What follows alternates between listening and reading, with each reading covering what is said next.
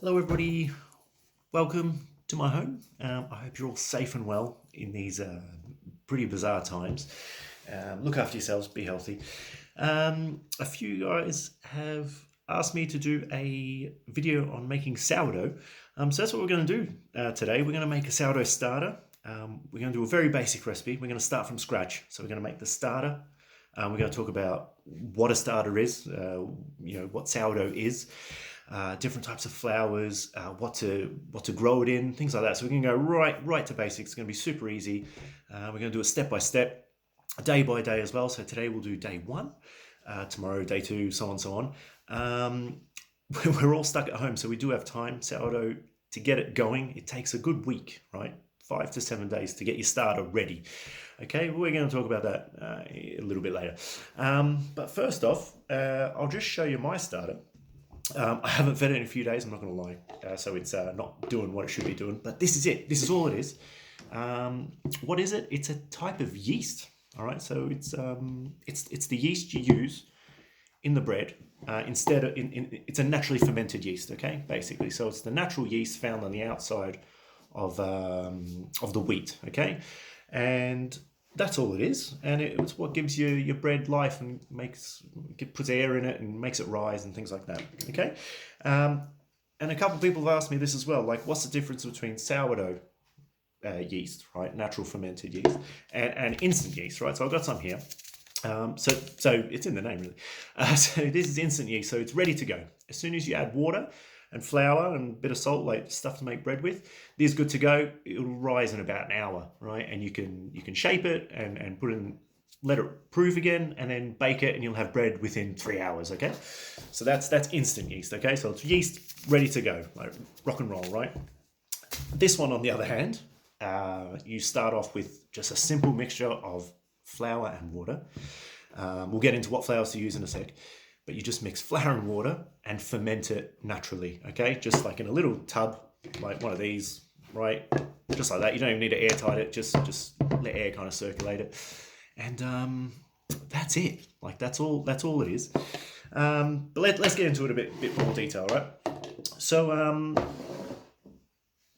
with sourdough, it's a great health benefits huge. It's a good probiotic. It's easier to digest sourdough bread. It does take a bit longer to make sourdough. Like you can get away with making it in one day, but ultimately it takes about 2 days once you have your sourdough starter ready to rock and roll. So it's a long process, but it's a slow fermentation, which means it's much easier to digest. It's a probiotic, so kind of good for you. And it's simple. There's only a few ingredients. There's water, flour, the sourdough starter, and salt. Okay, we'll go in a future video. We'll talk about what each recipe does, and that's about it. But first off, we'll start off how to make this thing. Okay, pretty easy. So I've got some stuff here. First, we need to pick a vessel. Okay, like I showed you just a second ago, I use a little plastic tub. Right, always have, never had a problem with it, with a little lid on top. I never clip the lid because you want some oxygen to go out. You need carbon dioxide to go out so it doesn't kill the yeast. But you can also use, you see it like on Instagram, social media all the time. I used to use a jar, personally, mason jar. You mix it up, it's good to go. A little good trick for it, if you remove this seal, right, it'll make it not airtight, so you can just close it like that and air can still get in, okay, no drama. The reason I don't use jars anymore is because I'm pretty clumsy, all right, so I drop these things all the time, and then boom, kaput, sourdough gone, okay? So I use plastic, all right? And if you've got kids and families and that, they're gonna drop stuff straight away, all right? So yeah, that's why I kind of stay away from the jar. So I use plastic tub. Even these tubs, like these are pretty good. Just a little lid, right? And again, you can even, instead of a lid, you can use like, what's a really good way to do it? I don't have any on me at the moment, but a bit of cheesecloth, okay? And just a little bit of elastic band, whatever, rubber band, just so I can breathe, but you just want to keep bugs and stuff out, but you still need it to breathe a bit, okay? But if you do put a lid on, just don't clip it, right? And it does the same job, okay? I've never had a problem in, how long have I been doing this? Long time, okay? Okay, so let's kick off. Let's talk about flour next, all right? So flours, super important, I find, to use organic flour, okay? Why is that? Because you'll find inorganic flours, they don't spray pesticides, things like that, because the yeast kind of lives on the outside of the wheat, okay? So if you spray pesticides and things like that, it's going to weaken that yeast, the life source. So you won't have a bread that rises and it reacts a bit funny, and it's not real good using the non-organic flours. If you can get stone ground, super wicked, get it. But if not the end of the world. But make sure it's organic. I'm going to apologize now because all my flours here in French. I went to the shop and got them today. I live in France. But like, for example, I use a mixture of flours. I use wholemeal flour and bread flour. I do a 50-50 cut. Just eyeball it. Like, I don't mess about. I keep it in one of these tubs, right? And every time I feed my sourdough, I feed it from this. Okay, so it's ready. But you can use just wholemeal, right? You can use just wholemeal flour. You can use, what have we got here? We've got spelt flour here. You can use spelt flour, no drama. It gives off a really nice fruity, nutty flavor. I love spelt. I really love spelt flour. One that a lot of people suggest to use, first timers making sourdough bread and sourdough starter culture, is rye flour. All right, rye flour, one of my favorite flours. It's really rich. It's got a lot of like red fruit flavors, like cherry, like vanilla. It's got a load of crazy cool stuff going on. It's a bit lower in gluten as well, and it's just super active. Like it's just active as like when you first make a sourdough starter. I kind of recommend this as well, to be honest. Just easy to look after. It's very tasty, and it's kind of foolproof. It kind of always works, well, in my experience. And a lot of people that I know have started making sourdough and stuff. They kind of go with the rye thing as well. So if you're going to do it, I suggest use rye. But if you haven't got rye, because you can't get it in the shop, whatever, use wholemeal. Use bread flour. Bread flour works as well, right? Just as good. So that's the flours. They all have different flavor profiles, but I like just because the bread I like using wholemeal, 50% wholemeal, 50% strong white bread flour. That's just because what I've fallen in love with. But that could all change tomorrow. I might go back on spelt. I might go back on rye. So ultimately, it's up to you. I've seen people make gluten-free sourdoughs with rice flour. Like, you can use just about anything, right? As long as it's organic, you're good to go, all right? So we talked about the vessel. We've talked about the flours. The next thing to talk about, because it's only 2 ingredients, the sourdough starter, it's water, all right? So water, it's important you have good water.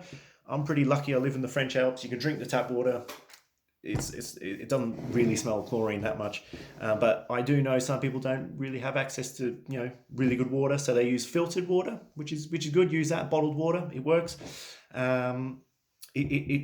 Water can disrupt sourdoughs. If you're finding that this ain't working, maybe it's your water, maybe it's your flour. Who knows? But I'm pretty lucky. I've always used tap water.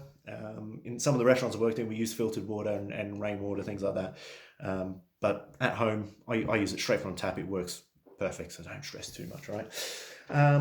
So that's that. And so should we make some? Let's make some. All right, easy peasies. I'm going to do mine in this tub, right? We're going to start from day one. You're me, right? The world. We're going to start from scratch. So what you need, you get some scales. And the ratios I've chosen is for home baking, right? They're very small to begin with. And then you add to it every day and it'll grow, and then you'll have enough to make a loaf of bread, okay, by day 7. Okay, it's going to take about a week, right? So strap in. Here we go. So we're going to start off. We'll go with, let's go with the rye flour, because I already said it. It's a good one to go with, right? So I'm going to go with rye flour, a little plastic tub, and we're aiming for 20 grams of water, right? I do this in grams, and the reason for that, I'll explain that later. I do it all in grams, right? So 20 grams of water. We're going for equal parts, all right? Oh, God, 21. That's fine. Pretty forgiving stuff. Let me just get some scissors. Knife, whatever. It's pretty handy being in your home kitchen, And we're going to do same again with the flour, okay? That's 100% hydration, which we're going to get into another video in the future, all right? So don't worry about this terminology yet if you've never heard of it, okay? We'll get there. And again, 20 grams of flour, all right? That's a pretty small amount. I'm using the rye flour, okay? It's been a while. I love the stuff. Right, I think that and spelt, I think my 2 faves. We'll get there, all right. Oh, jeez. All right, we're getting there. I'm going to do 21. Oh, nailed it. And Then you're just going to give it a mix. Now, it depends how deep you want to go down the sourdough rabbit hole. You just use a spoon or just use your fingers, or you can go online. You can buy like these like Scandinavian bread whisk things that cost like $30. But if you've got the money, go for it. Depends how crazy you want to get into this. But yeah, I'm just going to use a spoon. Always have.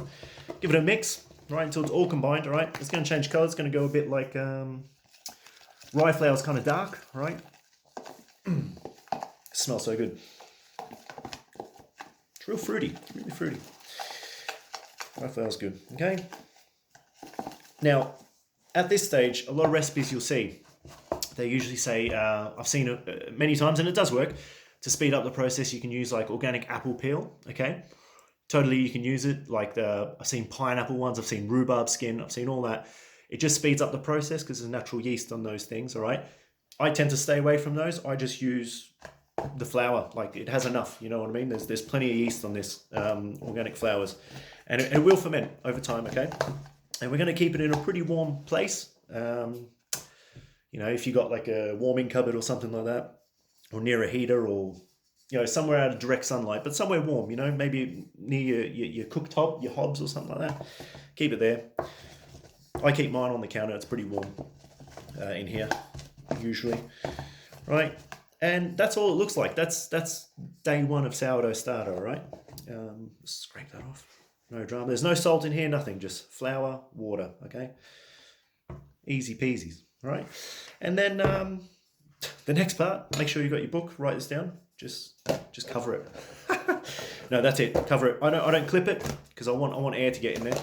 Right, so I just kind of cover it. It's just in case like a fly comes or something like that. You don't want any nasties in there, okay? So that's it. We're going to leave that for 24 hours. What time is it now? It's 4 o'clock here, right? And so tomorrow, 4 o'clock-ish, if you want to meet me back here, and we'll feed it, okay? So we're just going to feed it again with the exact same thing we did. So we're going to add 20 grams of water to it and 20 grams of rye flour again to it. Give it a mix. Put the lid back on for another 24 hours, okay? Some people walk around in their garden, try and get the natural yeast in the air. You can do that if you want to. If you can go outside and careful now, but go outside and do that. But otherwise, that's good to go, right? For until today. So yeah, so that's sourdough starter day one, right? I'm going to do another video every day. We're going to walk you through it. It's going to be a bit boring, right? Sourdough can be a bit boring. There's a lot to learn, but we're going to learn it in stages, okay?